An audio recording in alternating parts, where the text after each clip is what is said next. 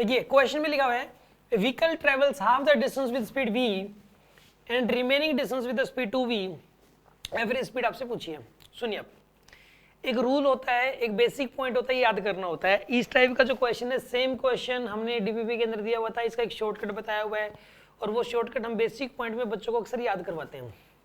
क्या होता है कि अगर कोई भी बॉडी अगर इक्वल डिस्टेंस ट्रेवल करे, ठीक है ना, जैसे कि मान लो कि यहाँ पर गाड़ी है, यहाँ पर ये गाड़ी है, ये ए पॉइंट है, ये बी पॉइंट है, ये सी पॉइंट है, मतलब आधी डिस्टेंस, और ये भी s/2 है, मतलब ये इक्वल डिस्टेंस है और अलग अलग स्पीड से ट्रैवल करिए। v1 की स्पीड है और ये v2 की स्पीड है, मान लेते हैं ये डिस्टेंस और ये डिस्टेंस इक्वल है।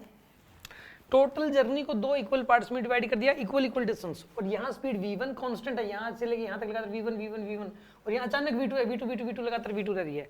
तो ऐसे केस में एवरेज स्पीड का फॉर्मूला होता है 2v1 v2 divide by v1 plus v2, 2v1 v2 divided by v1 plus v2।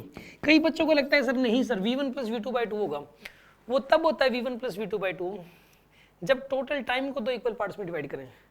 पहले आधे टाइम में जो स्पीड थी अगले आधे टाइम में वही स्पीड हो, बट अभी टाइम आधा नहीं है, अभी डिस्टेंस आधी है। आधी डिस्टेंस जितनी स्पीड से ट्रेवल किया वो v1 है और अगली आधी डिस्टेंस v2 से, तो एवरेज स्पीड यही होती है। और ये वाला फॉर्मूला कहाँ से आया है?